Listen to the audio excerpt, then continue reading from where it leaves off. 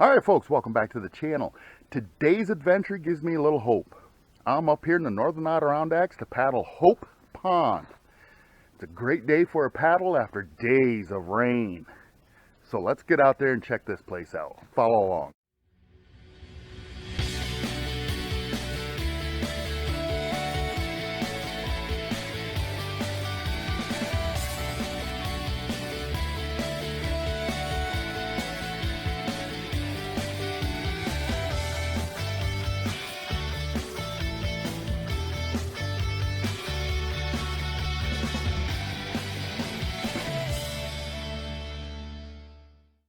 Alright everybody, welcome back to the channel. This is Hope Pond, and it is a pond. As I scan around right over here, my truck is on that campsite over there. You can see the power lines over there. And this is a nice day for a paddle. So this is Hope Pond. It is definitely a pond. It's not a big body of water. I've been on smaller bodies of water than this, definitely bigger bodies of water, but this is tucked back way off the main highway. So this is up in Anchiota. I love that name, Anchiota. And to get here, it's kind of unique. You have to go down the power line trail to get here. And supposedly there's a couple of campsites on here. I am parked at one over here, and supposedly there's another one on here somewhere. I haven't seen it yet, but I haven't made it all the way around yet. It is a great day for a paddle. It is a Saturday afternoon. It has been raining all the way up until basically this morning, and it is a great day for a paddle. It's just cool enough. It's about 65 degrees. There are no bugs. There's no breeze. The water's flat. That makes a great paddle. But Anchiota has a state campground. Buck Pond is there. That is over this way. And yeah, this road coming in, you just follow down between the telephone poles or the power poles all the way down through until you get to Hope Pond. There's a series of ponds here. Lake Kushakwa, and I know I'm not saying that right, is over this way. Rainbow Lake is over this way. The Rainbow Narrows, you'll actually go over the tunnel that connect Rainbow Narrows to Kushakwa Narrows, and you drive over where the power lines are. Pretty neat how to get back here. And I'm going to take my time paddling this one out because it's such a great day here.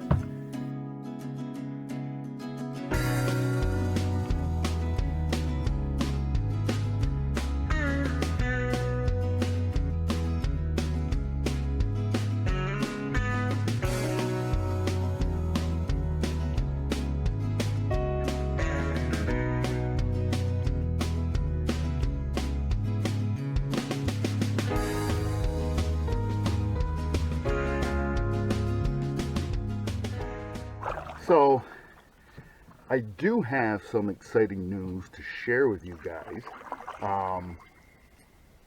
Over the winter, last spring I should say, I was contacted by a writer and an author of several articles in several magazines like Field and Stream, Paddle Magazine.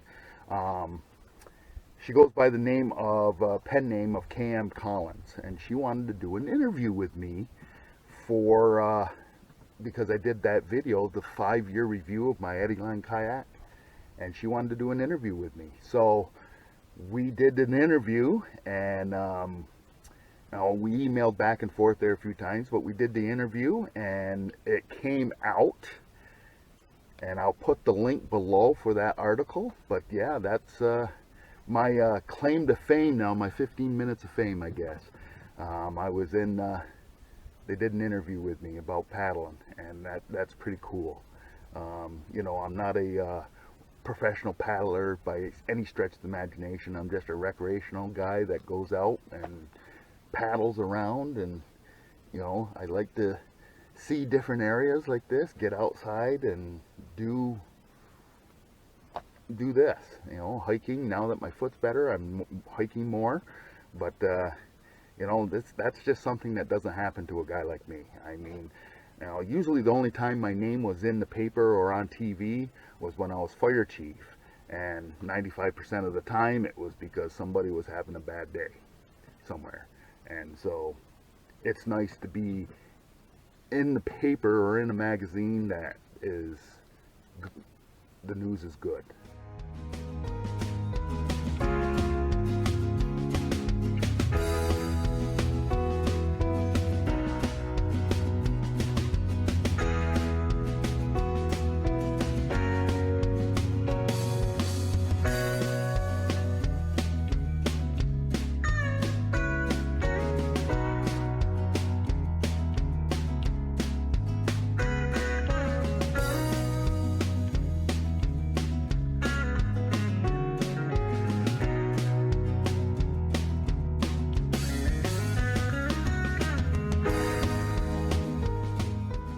With the good, there's always some bad. And this past season, this is the weekend. Last weekend was Labor Day weekend, so this is really the second weekend in September. Nice weather out, but yeah, it's been one of those years where weird things, other than the rain, that's something you can't control. I can't control that. You got to deal with it. But the little things that have been gone on this year for my adventures, like Taylor Pond, my camera that I've had for so long finally crapped out on me. I lost a video there. I started using my backup camera, and I went on a truck camping on that one, and when I went to edit the material, it came up the file corrupt, so I lost that video there. The fall I took back in July, and but it's weird because the other night I went to get on my computer, and my editing software that I use on my computer is gone off my computer. I couldn't find it anywhere, and I was like, what the hell happened? I thought maybe I clicked something wrong. Further digging into it, I found that Microsoft back in August did some sort of update on the computer and took it off my computer. They got into my computer to do an update, and they took the software that I downloaded from, and it was Microsoft software, and they took it off. And they put some other software on there that I have no idea how to use or anything about it. And so it took me 3 hours going back and forth, and I finally got the software back. But isn't that weird how a company like that can just go into your device?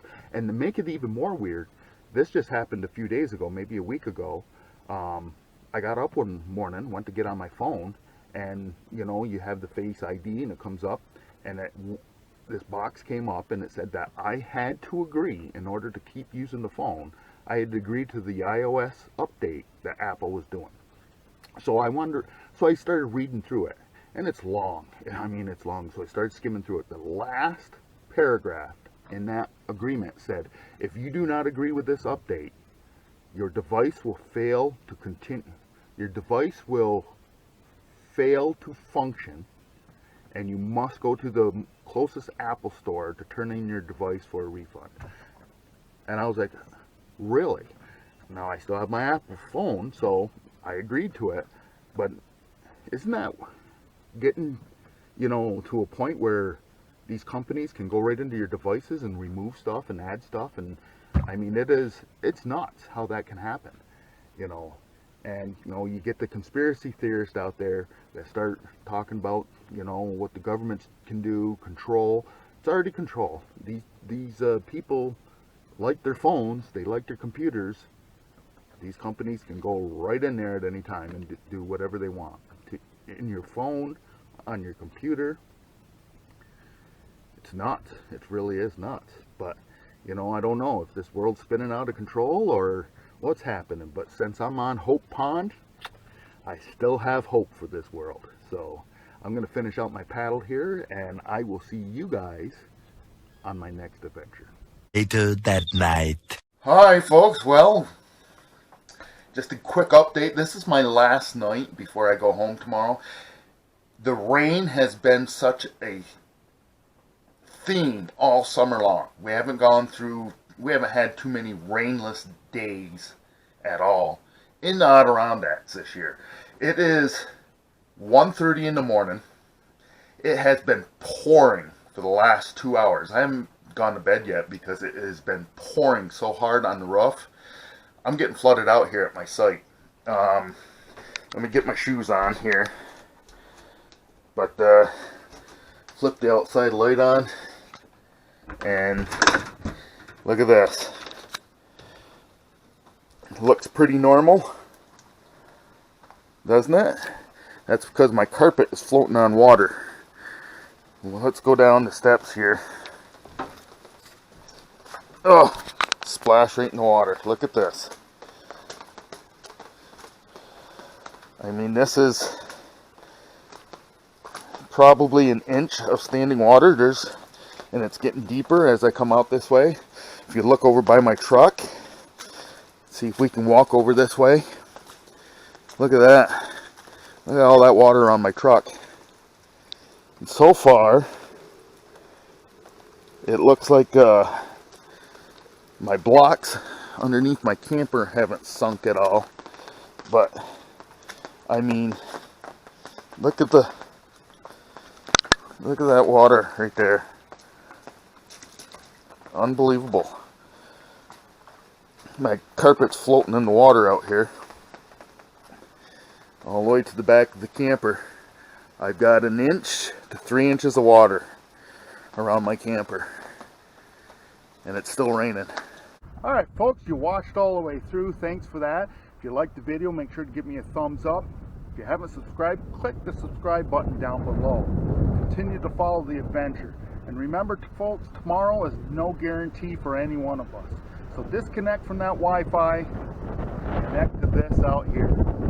You won't be disappointed.